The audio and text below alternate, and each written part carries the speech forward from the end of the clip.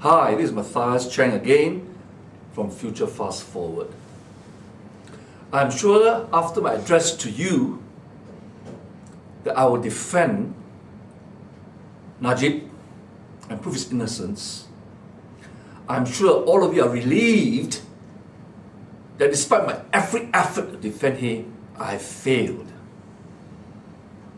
So instead today, having pity on Jolo, the Chinaman, today I will try to defend Jolo instead of Najib. Because I have pity on him. Because at the end of the day, he may be the sacrificial lamb for the crimes of Najib. But before I go into that, I just tell you how ridiculous some of our ministers have been behaving since the press conference of the US Attorney General Loretta Lynch. Now, in the past, in all my addresses, I've told you that a key criteria of Najib in appointing his henchmen and women and cronies is that they must be loyal but not smart. That's okay. Not everybody's smart. So they are stupid. But if you are stupid and not smart, at least zip your mouth, shut your gap, so as not to expose yourself to more ridicule. But as you know, when you're a crony, you must bodak, okay?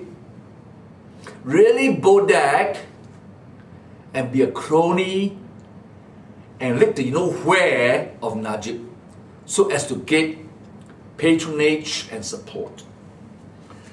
And therefore, in doing so, these ministers didn't realize, not having proven to the whole world they're not smart, but stupid, but more importantly, they're absolutely mentally lazy. Otak malas in Bahasa Melayu, if I hope I'm correct. Otak malas, mentally lazy. Why? Because I would have thought that on such an important issue as the press conference of the Attorney General of USA, Loretta Lynch, and the 136-page complaint filed in court, they will take time to research, to consult, and then open their stupid mouth. But instead, this is what happens. The first idiotic statement reflecting the mental laziness and stupidity of one of the largest mouthpiece is Shahrazad. And in her press statement, she said that and accused the American government of interfering in the domestic political affairs of Malaysia. And she warned the whole country the dire consequences. And I would like to quote her words. The consequences of such tactics, that is, the allegation that America is interfering in the domestic political affairs of our country, the consequences of such tactics will get out of hand. This is what occurred in Iraq and Syria, which in the end not only inflicted conflict, but also prolonged civil war. So he's saying, oh my God, the suit in America will create civil war in Malaysia and there'll be chaos. Without even thinking, she uttered those stupid words. But then, to show utter stupidity, she went on to say this. However, Malaysia will continue cooperating with international investigations into the alleged money laundering and embezzlement. Pause that for a while. One hand, she whacks the US government, Attorney General, for filing a complaint exposing the corruption and money laundering and accusing USA of interfering in the domestic political affairs of our country. Next breath, she says she will cooperate. Malaysia will cooperate with the investigations by international organizations. Echoing like a tape recorder of what Najib said. That the Prime Minister and the government will extend full cooperation with all the investigating agencies. Next idiotic statement came from another minister, Sabri Chik, the Minister of Agriculture. It's no wonder this man, who thinks very clever, but his history, if you know him, his background, he was a full-time paid advisor to Tunku Razali. Can you wonder why, after all these years, Tunku Razali has never succeeded in his political career? Don't be surprised, because this idiot, Sabri Chik, was his paid advisor. And he was paraded as very intellectual because he was a lecturer at some university. And then he hopped over and do what he's doing now. And he says this: what happened in USA, the expose of the corruption, money laundering in the complaint, is a normal matter in the country's administration. In fact, we're faced with a situation which is bigger than the Bumiputera Malaysia Finance BMF scandal. We should not make any assumptions or to perceive negatively the matter, as Prime Minister Najib Tun Razak himself has said that the Malaysian government would give its cooperation in providing information and whatever is required so that any decision made is based on principles of justice. In this matter, we should not make any conclusion, because no one can be said to be guilty until proven in court. My oh my. He's saying it's a normal matter. Quite normal to have just this kind of investigation. Yet, the Attorney General, Loretta Lynch, said this investigation is the largest in the history of America in investigating money laundering. But a sovereign fund owned by the Malaysian government. But to Sabri Chik, it's normal. And like Shahrizad and the Prime Minister will extend full cooperation. Lies. And more lies. And these two idiots of minister are liars and are lying. Because if they were to extend full cooperation with international investigative agencies like the US Attorney General Office, the FBI, then how come they can't even extend cooperation to their own domestic investigative agencies like MACC, the Malaysian Anti-Corruption Commission? Because after they complete the investigation, and after the Attorney General in his infinite wisdom say, no offense, Najib is virgin, innocent, MACC says, our investigation is not complete. We need MLA, mutual legal assistance, so that we can go overseas, get information about foreign accounts. The Attorney General declined.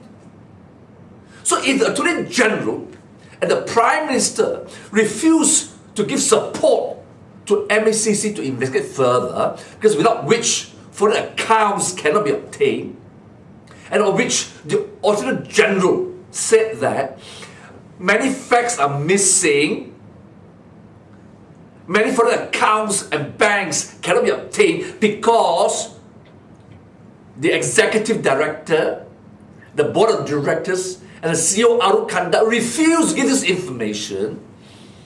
Therefore, they cannot complete and come to a proper conclusion as to who are the ringleaders and the cabal, the crime syndicate, because there's no cooperation. How can these idiots, the Prime Minister, tell the whole world they will extend full cooperation to America? Bloody lies. They lie and lie and lie again. And they think we are so stupid that we have a horrible memory. We can forget so easily what they say. Let me tell you, you scumbag ministers, you scumbag members of MKT, Supreme Council of UMNO, we have the memory of an elephant. You can't tell lies and get away with it. So, stop the nonsense and make yourself look like idiot. Zip your mouth and shut up. Because if you don't shut up, we'll come after you and we'll pound you and expose you as liars. Liars, blatant liars. It is a sad state of affairs that our country is devoid of morality, sense of righteousness, sense of justice, and we are now in the cesspool of shame, corruption, money laundering, and crime, personified in the Najib crime regime. Now, next thing I want to address to you is that, right? The Prime Minister, the Minister, Shahrizad, and some of the other barking dogs says, what is happening in USA is a silver suit, not a criminal investigation. Therefore, don't worry. Won't affect us, won't affect him. It's a silver suit. Now, that shows, right, again, how they tell you half-truth. Not outright lie, because it is a civil claim. But they say it's nothing to do with any criminal investigation. Therefore, no problem, forget it, not serious, all right? And let the due process continue and drag on. That's what he did, isn't it, Najib? He scuttled the MACC investigation. He sacked the Attorney General, all right? He changed the PAC and did a drag on. That's what he wants, to drag on. But let me tell you this. Let me explain to you in simple language why he's telling half-truth. In fact, he's lying. Now, if you go to and download the entire complaint at paragraph 5, page 5, the Attorney General of the USA explain what is the complaint about. Can you now focus on these words, please? Okay, I have earlier in my previous address explained to you the difference between in rem action as opposed to in personam action. In rem means you're going after assets. In personam, you're going after individual. This is how they explain it. This is the action in rem to forfeit assets involved in and traceable to an international conspiracy to launder money misappropriated from one Malaysian dirham berhad, 1 MDB. Emphasis, international conspiracy to launder money misappropriated from 1 MDB. A strategic investment and development company wholly owned by the government of Malaysia And the United States seeks forfeiture of property located in other states and abroad, including in the United Kingdom and Switzerland, pursuant to 18 USC subbracket A1C, on the ground that it is property involved in one or more money laundering offences. Money laundering offences in violation of 18 USC sections 1956 and 1957. Pause here. They're not interfering in the affairs of Malaysia.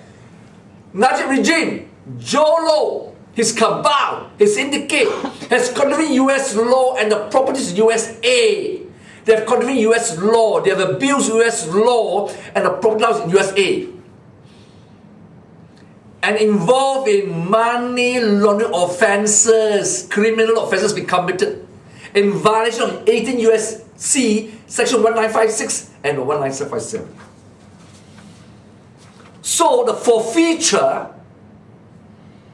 is in conjunction with the criminal offences of money laundering and corruption.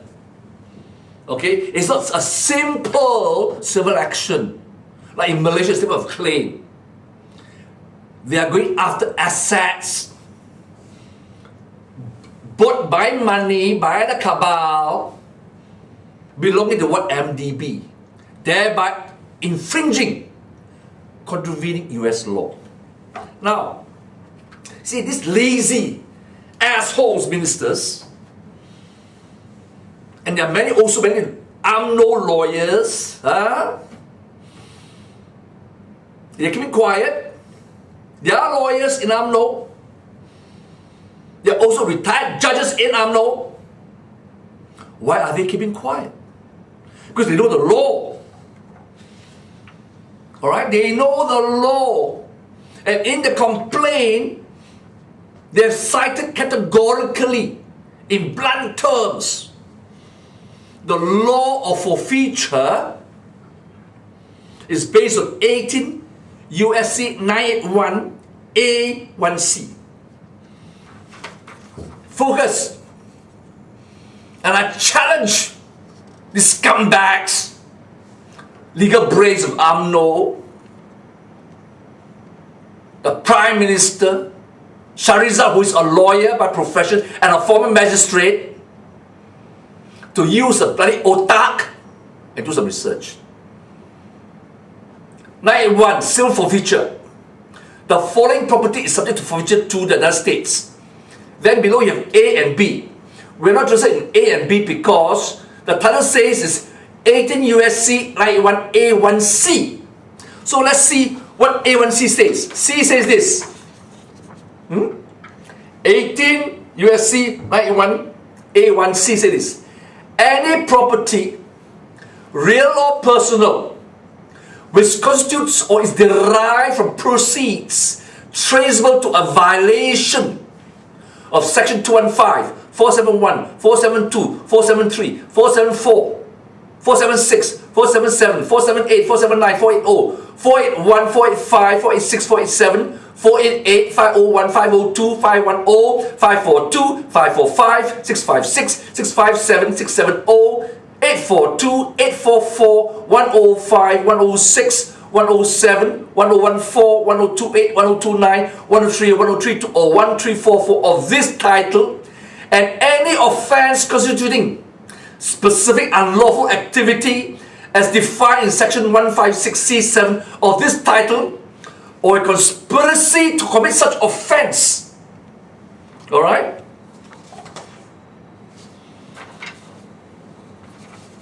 So therefore, the forfeiture of these assets is not something purely civil. It follows because of a contravention of all these sections in the criminal law that forfeiture has been effected. Forfeiture has been initiated in California because the properties all right, are now located in California.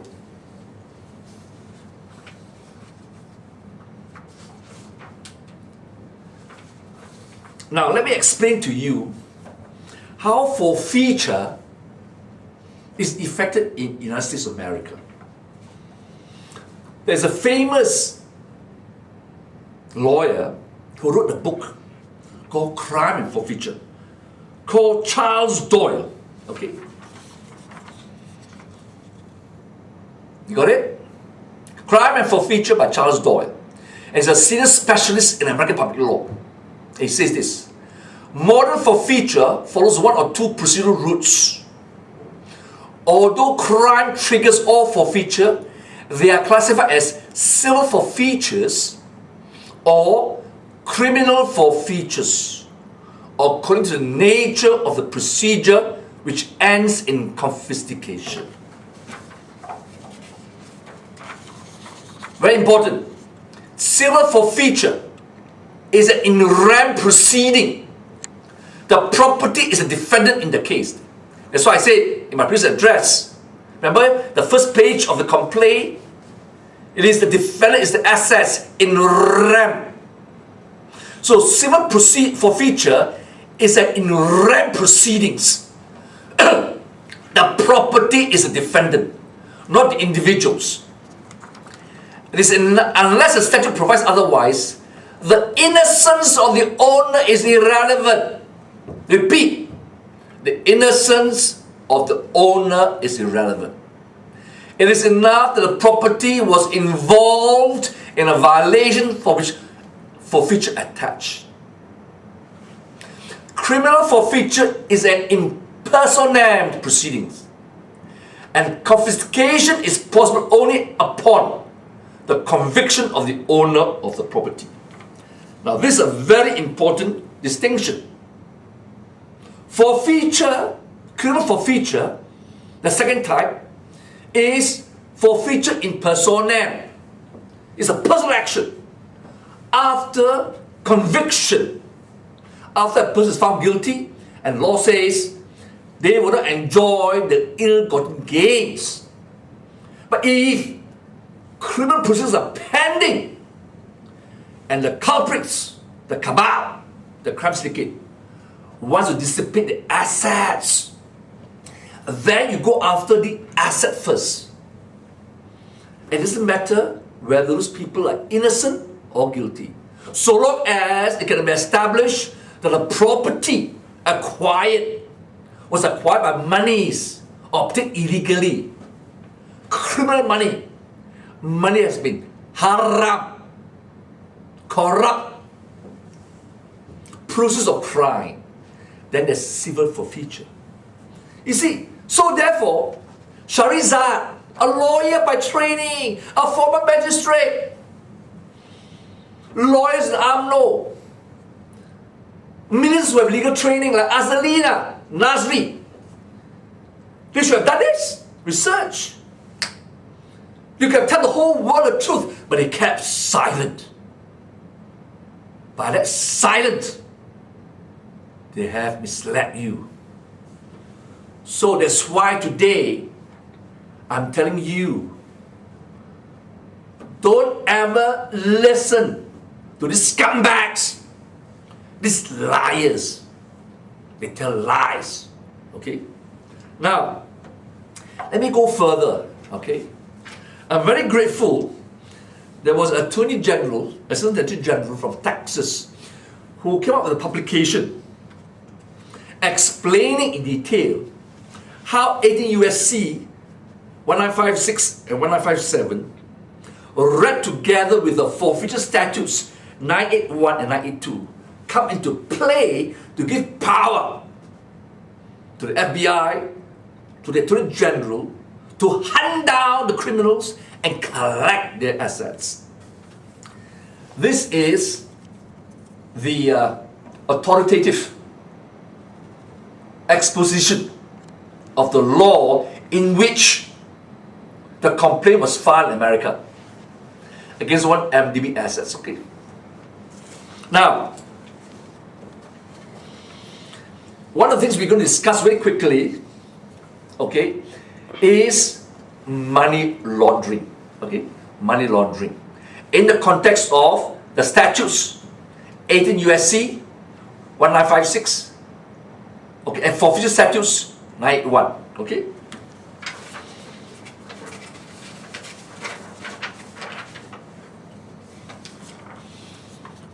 Why are they taking so much time and effort to go after one MDB? Because, as the Attorney General says, money laundering is a very serious crime. It is an international crime. And it sucks and destroys the integrity of banks. Okay? So one MDB, by their action, the officers, the board of directors, the management, and the prime minister who cover up for them have actually sabotaged the integrity of the banking and financial institutions, not only of Malaysia, but of America, UK, Switzerland, Hong Kong, Luxembourg, and Singapore. And they have the audacity to charge me and my client for having filed reports, police reports against this kind of activity, this kind of crimes, that we are sabotaging the integrity of the banking and financial institutions of Malaysia. On the contrary, by this complaint of the Attorney General of the USA, we have established the fact they are sabotaging. They are destroying, gutting out the integrity and reputation of all banks, not only just Malaysian banks. And those officers of those Malaysian banks who receive those ill-gotten gains and help distribute the ill-gotten gains to the pockets of these criminals, they are also guilty of sabotaging the integrity of the banking and financial institutions of Malaysia and the world over. Now, it's very important for you to understand, why do America, Switzerland, Singapore, Hong Kong, Luxembourg go after these scumbags? Why do we charge scumbags for money laundering? Because criminals need to hide, spend, and reuse criminal proceeds. It cuts across all kinds of criminal activity: drugs, fraud, smuggling, public corruption, terrorist financing. Okay? And assets must be forfeited if those assets are acquired by these criminal money, this haram money. So, what is money laundering? This diagram explains very well. Money laundering is any transactions that seeks to conceal or disguise proceeds of illegal activities. This is what happened. One MDB indulged in money laundering, and by various transactions seek to conceal and disguise their money. That's why he went to various property, red granite filled pictures to make a film, buy Picassos and whatever, to conceal the money. And how do you do that? Spot on. How do they disguise and conceal the money? Example, putting criminal proceeds into family member's name. Aha, familiar's name. Who's the stepson of the Prime Minister? How do you get the money? So, it's put into a family member's name, the stepson's name. Moving daily money through otherwise legitimate business in order to conceal it. Red granite picture is a legitimate business. Making movies. So using a cover, a front, the legitimate business to cover the illegal money. Commingling dirty money with clean money in order to conceal it. Okay?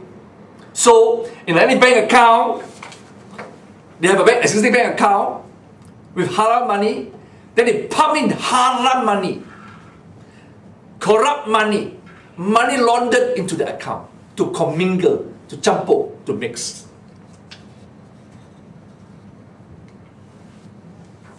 And usually, the transactions are very unusual and convoluted transactions. It's complicated, goes through many layers, all right? Hundreds of accounts.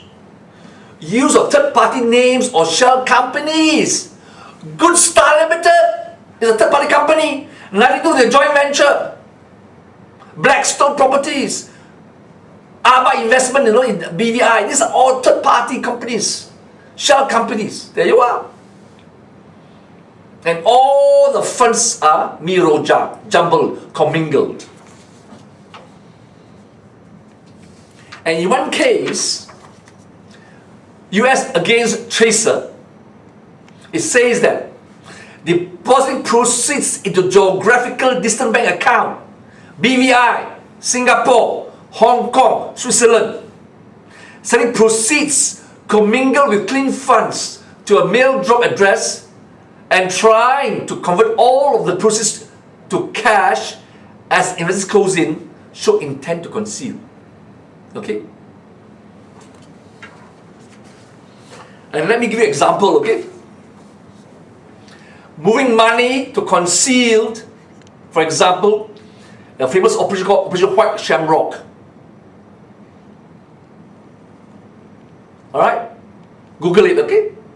This operation. Then, so stupid lah. Buy property. That's what they did, isn't it? In Beverly Hills, in England. Not the original lah. See, they're just copycat. They can't even do it right. Okay? They also invest in horses. Famous horses that one races, right? Okay? They buy a share, invest in a horse. Okay? Just as they invest in paintings. Alright? Nightclubs. This is what they do. Another example. Now, how do we establish a conspiracy for money laundering? In section 156 of USC, it says this. It does not require proof of overt act in the case of Whitfield against the United States. Right? It does be shown openly. If they do secretly. Overt means open. Huh? Time frame within conspiracy, usually several years. From 2009 to 2013. One MDB ripping our country, conspiring to take the money out of the country. Okay? Also can forfeit all money defendant conspired to money launder, not just from substantive counts. Okay? These are all the elements, okay, of conspiracy under section 156. Then under section 157, oh my God, spot on. You know, jewelry? Oh my, all the diamonds, necklace, earrings, right? Bracelets. Make an offense for anyone to conduct a money transaction with more than 10,000 in crime proceeds. So it's a crime to simply spend more than 10,000 of crime proceeds to buy a car, jewelry, handbags, aeroplane, yachts. See, so what this MDB crime syndicate has been doing, nothing new. They've been doing what all the criminals in the past has been doing, as illustrated by these pictures and explanation. And yet, they say no crime committed. The complaint details, step by step, account by account, in the billions, how the money was laundered. And let me say this. Go to my website, www.futurefastforward.com. Scroll down the main page to 7th of August 2015. I expose all these things even before this complaint. And I explain step by step by step how the scumbags, these crooks, these rapists, stole 1MD money in the first transaction, the joint venture with the Arabs. And yet they still deny it. They still deny it. So, if there's evidence of money laundering and corruption and fraud, the US law allows 18982A1, 18981A1C, which is the basis of the complaint. Both sections authorize civil and criminal procedure of all property involved in the violation of section 156 and 1957. So if there's any property is involved in money laundering, you can have criminal and civil forfeiture. Okay? That's very important. Because they will say it's only civil forfeiture. It's civil forfeiture because they have not been found guilty yet. The criminal proceedings have not commenced yet. We want to catch all the assets so that they cannot spend it, dissipate it, or transfer or hide it. What do you mean by property involved in violation of 1956 and 1957, section 1956 or 1957? The word involved is an English word, alright? So what do you mean by that? The court has said, property involved in, quote unquote, should be read broadly and includes actual money or other property being laundered. Any property used to facilitate the money laundering offences. And there are two cases cited down therein. Property used to facilitate the money laundering offence is involved. Come with the meaning involved in the offence. And the second case, the United States against Nicolo, the term involved in can consistently be interpreted broadly by courts to include any property involved in, used to commit or used to facilitate the money laundering offence. So it's very, very wide. So the moment we have any link, even circumstantial evidence to link the haram money to the actual property, those property is deemed to be involved in money laundering and can be the subject matter of forfeiture. Okay? And the person who wrote this summary is Mary Nelda Valadez, the Assistant Secretary General, Attorney General of Texas. All thanks to her for this summary, and I hope that you have, by this very quick explanation, learned the truth about the nature of the complaint filed in California by the US Attorney General as well as the Attorney General of California. Okay? Now, earlier I said that I tried to prove the innocence of Najib, but despite my effort, the evidence is so overwhelming. I just can't do it. Because he told so many lies. Okay? Now, in a statement yesterday, the Prime Minister, bravado, says that we must be patient, and he hopes that the people named in the complaint will go to America to challenge the complaint. Well, I'm willing to be a lawyer for Jolo, to go to America to challenge that the seizure of this property is not lawful, not correct, because it was purchased by not monies coming from 1MDB, but the monies from Jolo himself or his family, or the stepson of Najib. You see, he says, he hopes, right, everyone named in the complaint will go and challenge. Okay? Now the law is very clear. The law is very clear. Joe Low, Najib's stepson, under the law, have 30 days to file a claim. 30 days from 21st of July. That means by the 21st of August, must file a claim. And then another 20 days to file all the answers to all the allegations to the 136 pages of complaint. Okay? So, deadline, 22nd August, to judge the complaint. 12th September, latest, to give answers to rebut and counter the DOJ complaint filed in California. Okay, how must they do that? Let me tell you.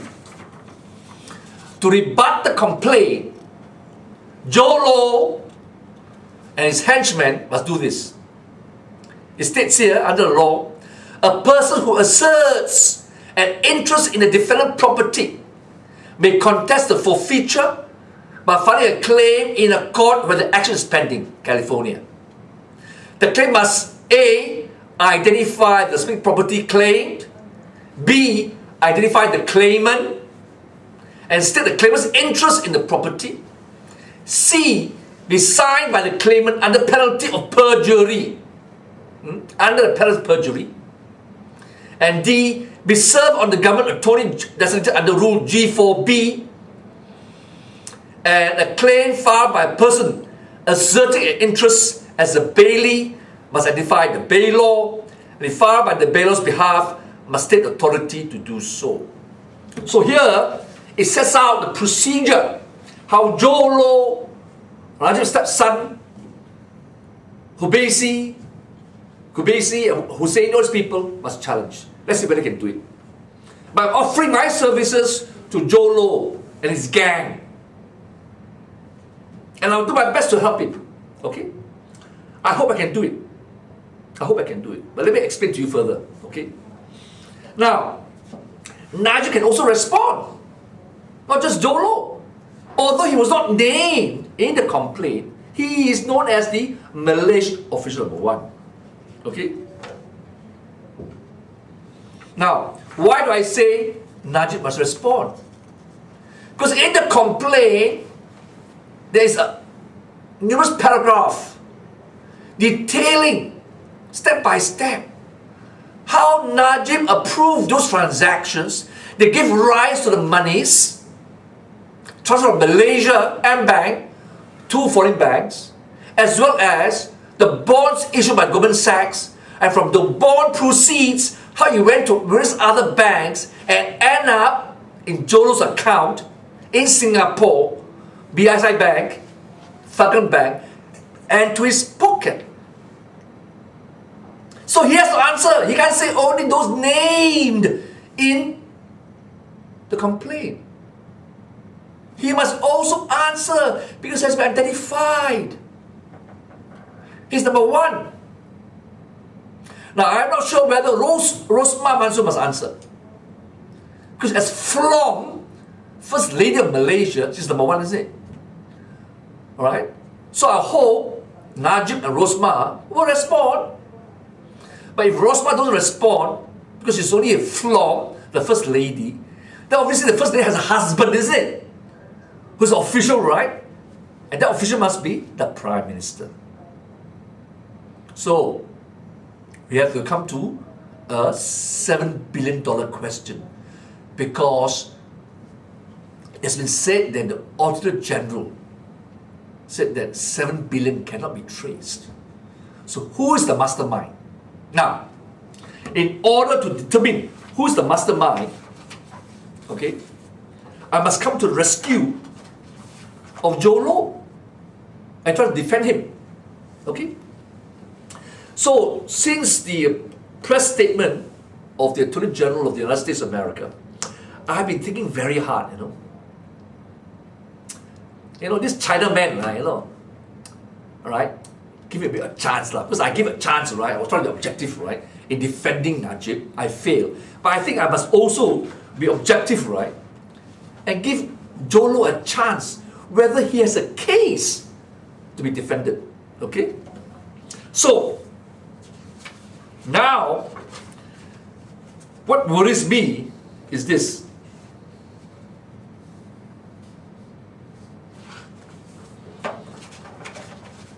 Before I can defend Jolo properly, since they say, Najib and his cronies, barking dog says, right, we must not rush to judgment, right? We must look at the evidence objectively.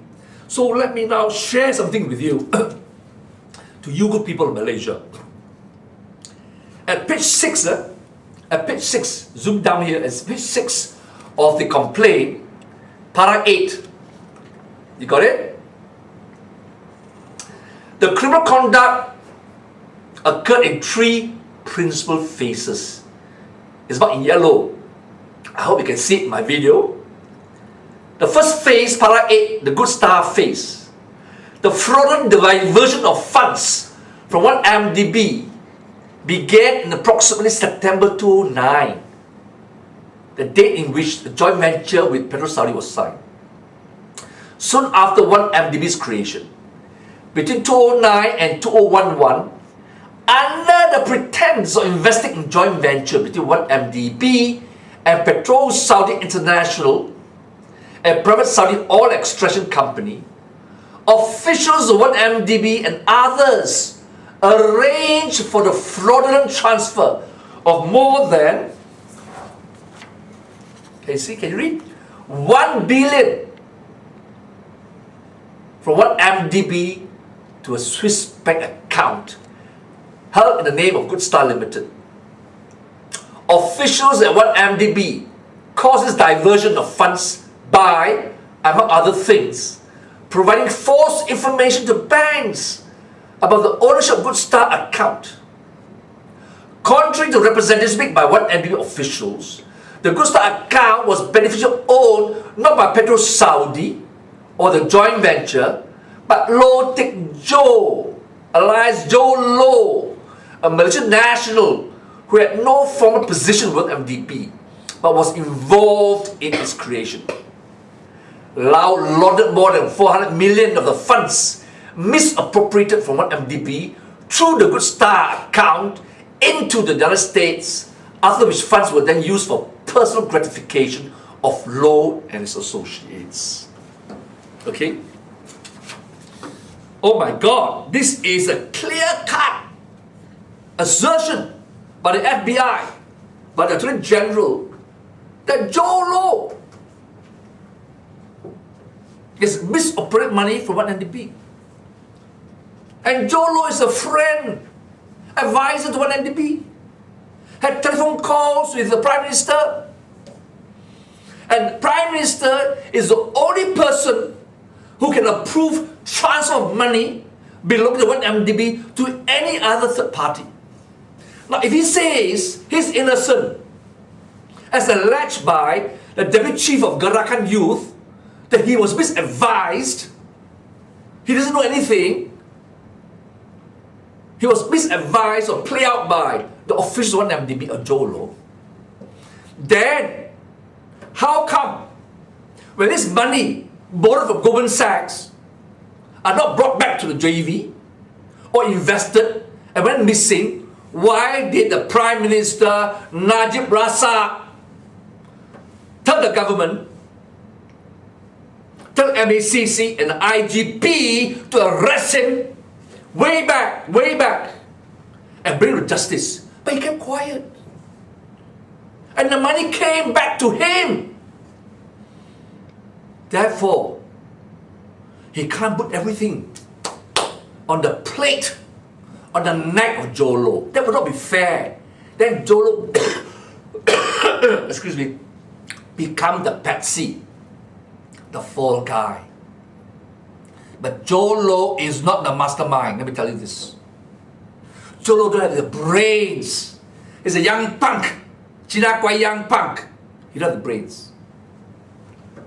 But I must give credit to the Prime Minister. He has the brains. He has the expertise. He's also the Finance Minister.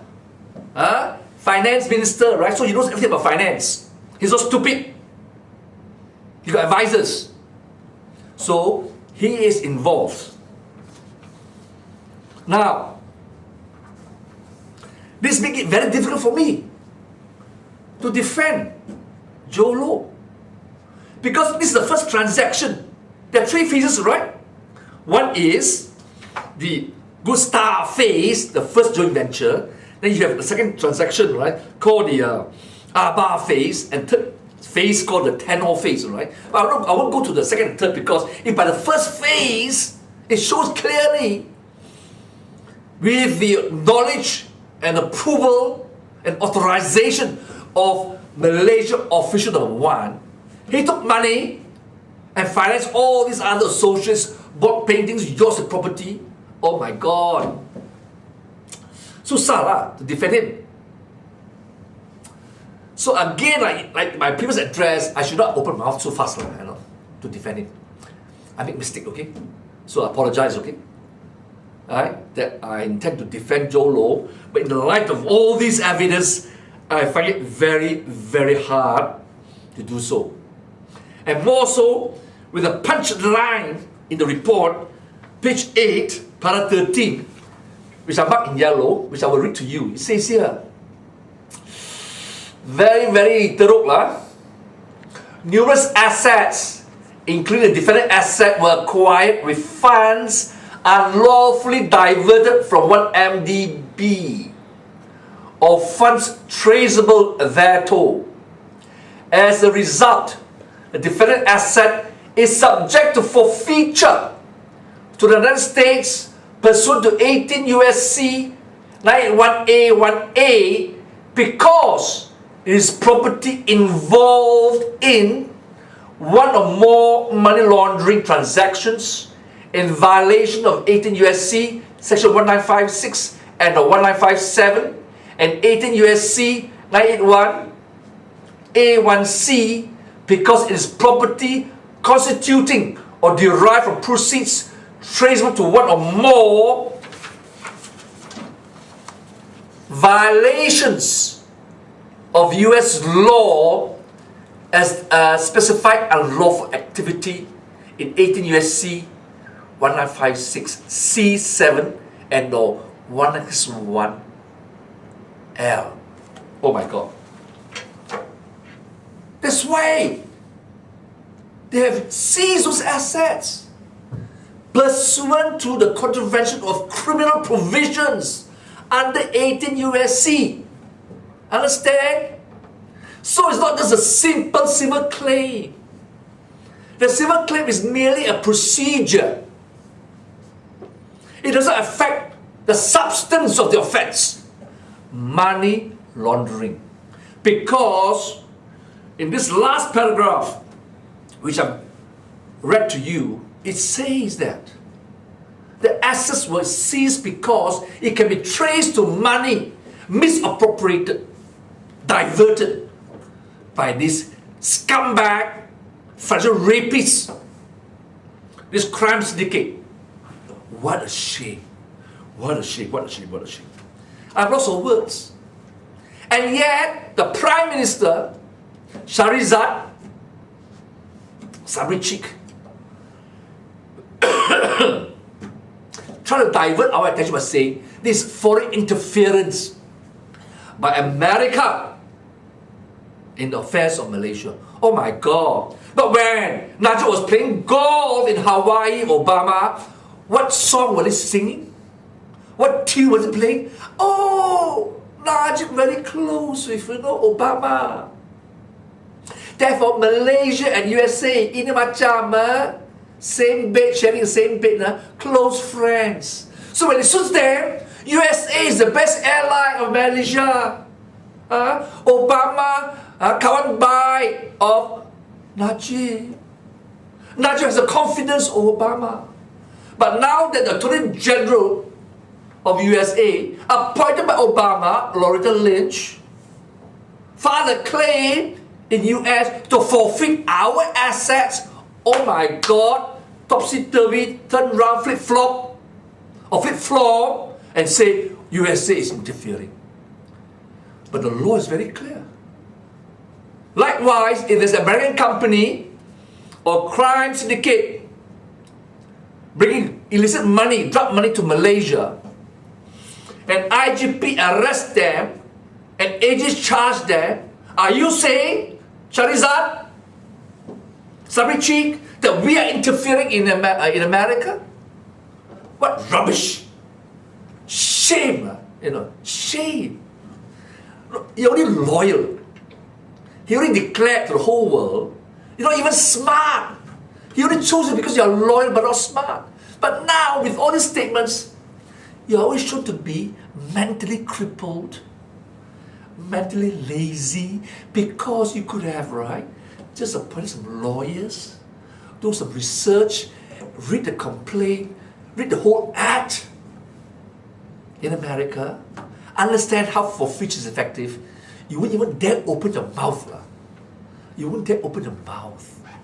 And it's a sad thing. The whole bunch of UMNO leadership had destroyed UMNO, had destroyed the integrity of the Malay community, has destroyed our economy, and you have still no shame. Sitting there in the comfort of your chairs or whatever place you are living, giving pious statements that things will go as usual.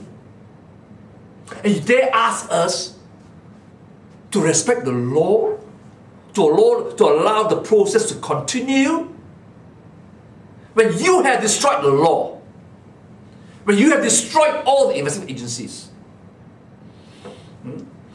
Like I said before, your motto, I'm not above the law, I am the law. This is what you've done to our country. You have told the whole world, you are the law. You are the freaking dictator. No respect to the law, no respect to justice, no respect to morality. You are finished, UMNO. You are finished, MKT Supreme Council. You are finished, Shahrizad. You are finished, Sabri Cheek. And you are utterly finished, Najib Tunrasam. Once again, to all my Malaysian friends, please, do not give up hope. Will not last for long. We will win and we will prevail. Because justice will always prevail. And you must have absolute faith in God Almighty. Surrender to His will completely. Has absolute faith that He will protect us, defend us, and guide us in the face of all adversities and enemies. And He will guide us and protect us on the road of our victory. Now, I know we are in difficult times. You are searching for answers. Okay? The answer is right before you. God gave you a pair of eyes to see the truth. So don't turn your head away. No matter how ugly is the truth, God gave you a pair of eyes to see the truth, that you may be saved from the lies, damn lies. God gave you a pair of ears to listen to the truth, and not to the distortion, diversion, and lies of the regime. And more importantly, God gave you your mouth to speak the truth, to tell the truth, the ugly truth, so that justice may prevail. Crimes and criminals will be punished, and that we will have peace. So please, don't be like the tree, Monyek, see no evil, hear no evil, and speak no evil. Because the commandment of God Almighty to all of you is to see and expose evil, not to listen to evil or lies, but to truth, and more importantly, to fight and tell the truth, that the country will wake up and rebuild our country. I give you this promise. I'll be there for you, come hell or high water. The time has come that all of us must stand up together, united together, be one. One nation. Put Malaysia first, not Najib. Utamakan Malaysia, bukan Najib. With that, once again, I wish you all well. Be strong. Have faith. Have faith, we will succeed. Thank you.